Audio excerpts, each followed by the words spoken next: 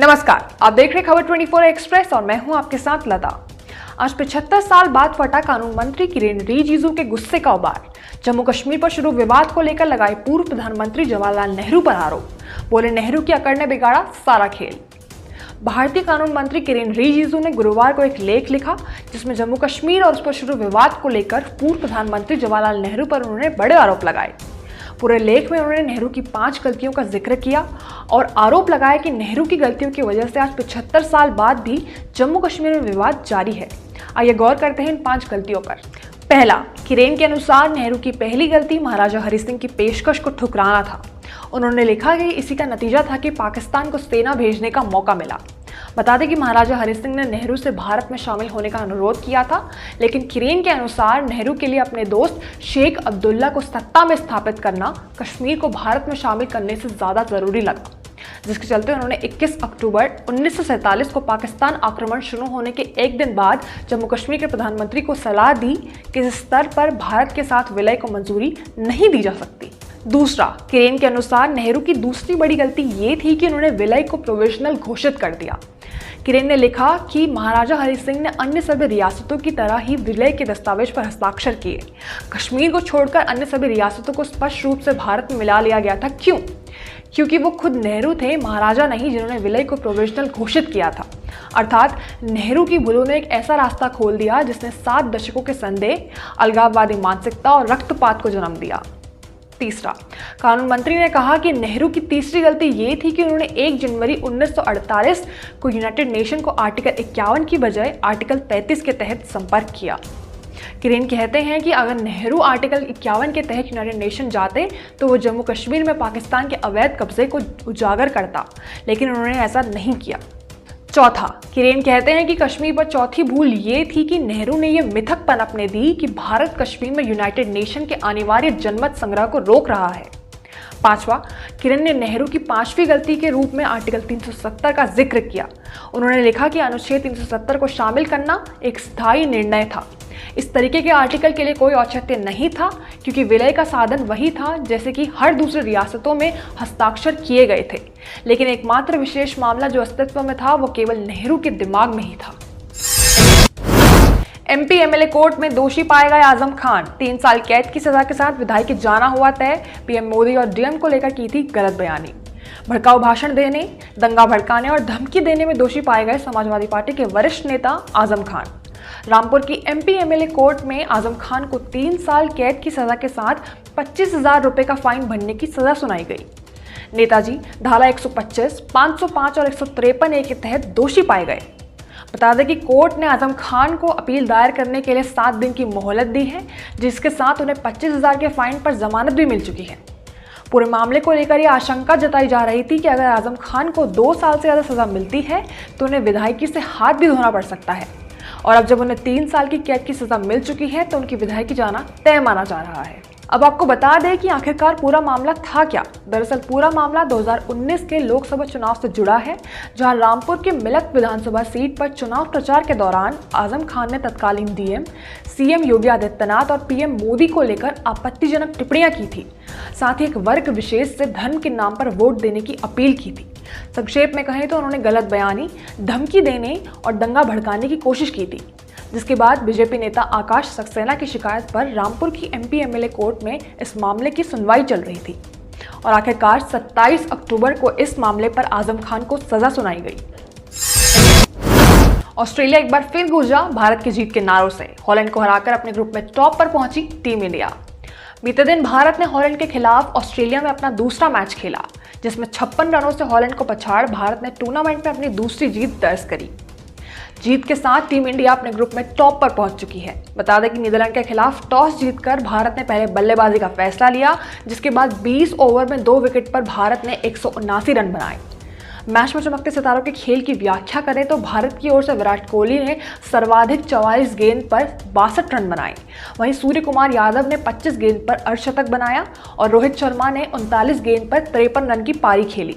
सूर्या ने अपने पारी में 7 चौके और 1 छक्का लगाया। वहीं किंग कोहली ने 3 चौके और 2 छक्के लगाकर नाबाद पारी खेली। जहां भारतीय बल्लेबाजों का इतना शानदार प्रदर्शन रहा, वहीं भारतीय गेंदबाजों ने शुरू से ही हॉलैंड के बल्लेबाजों पर लगाम कसे रखी। भारत की ओर से भुवनेश्वर कुमार, अर्शदीप सिंह, अश्विन और अक्षर पटेल ने अपने खातों में 2-2 विकेट दर्ज किए। साथ ही शमी को भी 1 विकेट मिला। इसी के साथ आगामी मैच भारत के लिए बहुत महत्वपूर्ण होने वाले हैं, जहां देखना ये होगा कि टीम इंडिया अपनी नंबर 1 की पोजीशन बरकरार रख पाती है या नहीं। गुजरात को मिली 21,000 करोड़ की सौगात। पक्की हुई एयरबेस के साथ टाटा की डील, अब C295 ट्रांसपोर्ट एयरक्राफ्ट बनाएंगे सेना को आत्मनिर्भर। 2021 में हुई टाटा की European company airbase defence space के साथ डील के बाद अब आखिरकार गुजरात के वडोदरा में एयरफोर्स के लिए C295 ट्रांसपोर्ट एयरक्राफ्ट बनाए जाएंगे, जिस प्लांट का उद्घाटन पीएम मोदी खुद रविवार को वडोदरा में करेंगे। बता दें कि इस डील की कुल लागत 21,935 करोड़ रुपए है, जिसमें एवरो 748 की जगह C295 खरीदने की डील के साथ 56 विमानों की मांग की गई है, जिनमें से 16 स्पेन से बनकर आएंगे और बाकी 40 गुजरात के वडोदरा में बनाए जाएंगे। खास बात यह है कि इस तरह के विमान पहले कभी भारत में नहीं बने। रक्षा मंत्रालय ने डील पर जानकारी देते हुए कहा कि सितंबर 2023 से अगस्त 2025 के बीच 16 एयरक्राफ्ट रेडी कंडीशन में सौंप दिए जाएंगे। साथ ही देश में बने विमानों की आपूर्ति 2026 से 2031 तक की जाएगी। अब तक आप जान ही गए होंगे कि ये एयरक्राफ्ट खास क्यों है, क्योंकि स्वदेशी हैं। लेकिन और क्या, बता दें कि ये एयरक्राफ्ट मुश्किल जगहों पर आसानी से ले जाए जा सकते हैं, जिसमें 71 सैनिकों, 44 पैराशूट, 24 स्ट्रेचर ले जाने की क्षमता के साथ देश में ही बने इलेक्ट्रॉनिक वॉरफेयर सूट की भी लैस है। वहीं जानकारी के अनुसार प्राकृतिक आपदा के समय ये विमान बहुत कारगर साबित होने वाले हैं। 700 दुकानें हुई जलकर राख। अरुणाचल में हुआ करोड़ों का नुकसान, दमकल और पुलिस पर लगा लापरवाही का आरोप। अरुणाचल प्रदेश की राजधानी ईटानगर के नजदीक नाहरलगुन दैनिक बाजार में मंगलवार को उस वक्त हड़कंप मच गया जब सुबह तड़के 700 दुकानों में आग लग गई। आग ने चंद पलों में ही भीषण रूप ले लिया, जिसका कारण दुकान की बांस की बनावट और दुकान में रखा गया सूखा सामान बताया जा रहा है। घबराए हुए दुकानदार जितना सामान बचा सकते थे उतना उन्होंने बचाया, मगर गैस सिलेंडरों में धमाके से आग ने और भी विकराल रूप ले लिया। पूरे मामले पर पुलिस की ओर से बयान सामने आ चुका है, जिसमें उन्होंने 3 वाहनों से आग बुझाने की बात कही, जिसमें से एक वाहन ईटानगर से मंगाया गया और कड़ी मशक्कत के बाद आग पर काबू पाया गया। आग से हुए नुकसान का आकलन किया जा रहा है, जिसमें करोड़ों के नुकसान की आशंका जताई जा रही है। आपको बता दें कि घटनास्थल राज्य का सबसे पुराना बाजार है, जो कि ईटानगर के करीब 14 किलोमीटर दूर है और अग्निशमन केंद्र के नजदीक स्थित है। बावजूद इसके अग्निशमन की बहुत बड़ी लापरवाही सामने आई है। पूरी घटना के दौरान अग्निशमन में कोई मौजूद नहीं था और दुकानदारों की मदद की गुहार के बाद कोई आया भी तो वाहन में आग बुझाने के लिए पानी ही नहीं था, जिसके लिए उन्हें दूर जाना पड़ा और जब तक वो लौटते तब तक आग अधिकतम बाजार को खाक कर चुकी थी। बता दें कि आग का कारण जलाए गए पटाखे और दिए बताए जा रहे हैं। इतना ही नहीं, बल्कि दुकानदारों ने पुलिस पर भी लापरवाही का आरोप लगाया। साथ ही अग्निशमन के सारे कर्मचारियों को निलंबित करने की मांग भी उठाई है। ऋषि सुनक के ब्रिटेन के प्रधानमंत्री बनने पर जितनी खुशी ब्रिटेन को नहीं है, उससे कई ज्यादा भारतीय नेता फूले नहीं समा रहे हैं। शशि थरूर से लेकर ओवैसी तक हर कोई उनके नाम का जिक्र कर अपनी इच्छा, अपनी दांव पेच लड़ा रहा है। कभी सुनक को प्रेरणा का स्रोत बताकर तो कभी उनके दूसरे धर्म के होने के बावजूद ब्रिटेन पीएम चुने जाने पर हर कोई राजनीतिक सांप सीढ़ी खेल रहा है। AIM चीफ ओवैसी ने ऋषि सुनक का जिक्र करते हुए एक बार फिर अपने उस बयान को दोहराया है, जिसमें उन्होंने कहा था कि उनकी इच्छा एक दिन हिजाब पहनने वाली लड़की को भारत के प्रधानमंत्री के रूप में देखने की है। बात यहीं खत्म नहीं होती, बल्कि सुनक की नियुक्ति ने कहीं ना कहीं भारत में एक नई बहस को जन्म दे दिया है। कांग्रेस नेता शशि थरूर ने सुनक के ब्रिटिश प्रधानमंत्री बनने पर उम्मीद जताई है कि भारत भी इस घटनाक्रम से सीख ले और एक दिन अल्पसंख्यकों में से किसी को शीर्ष पद पर चुने जाने की परंपरा को अपनाए।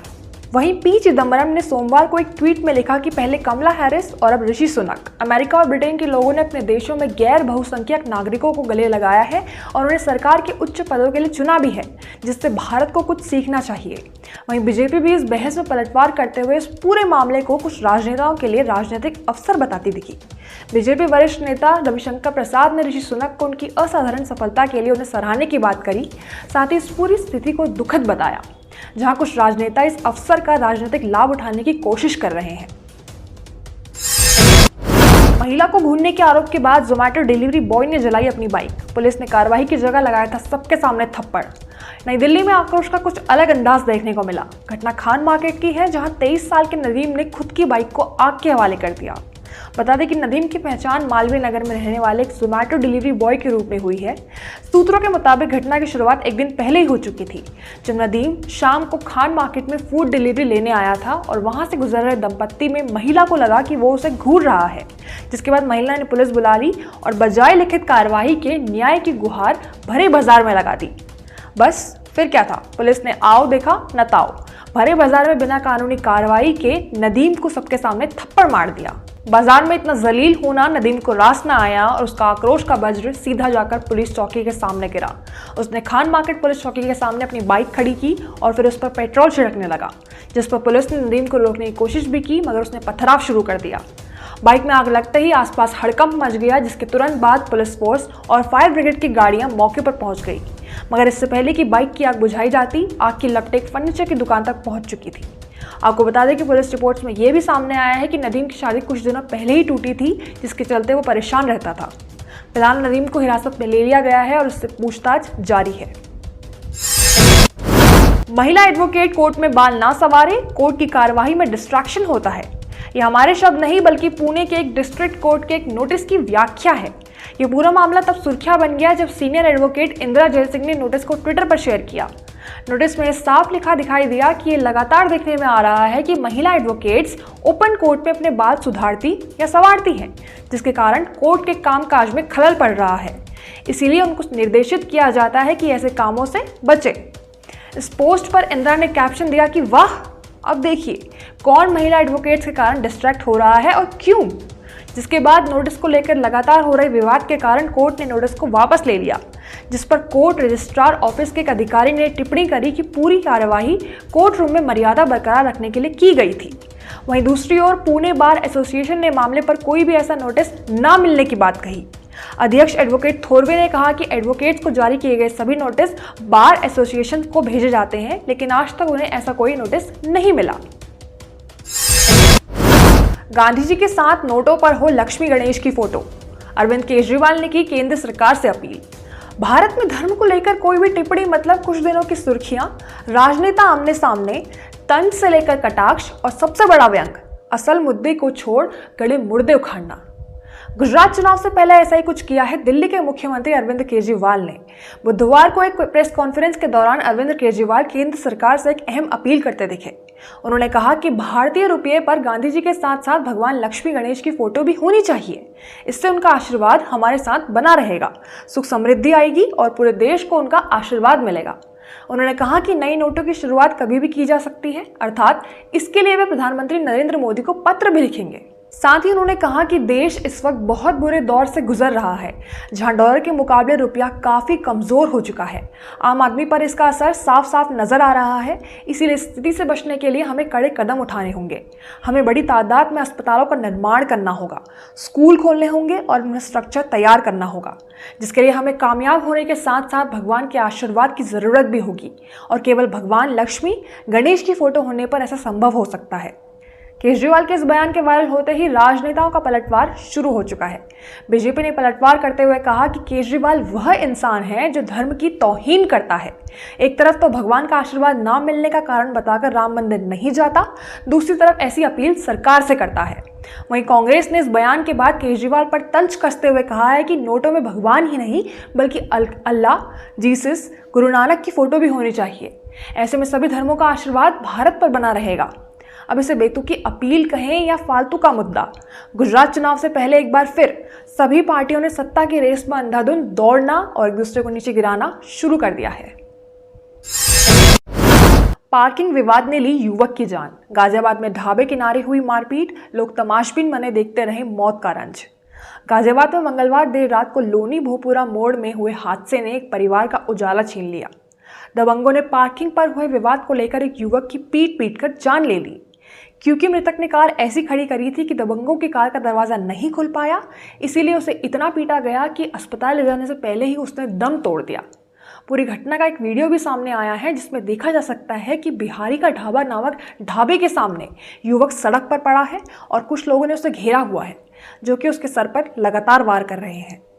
बता दें कि युवक की पहचान वरुण के रूप में हुई है, जो कि पास के जावली गांव का रहने वाला था और उनके पिता दिल्ली पुलिस से रिटायर्ड दरोगा हैं और डेयरी चलाते हैं।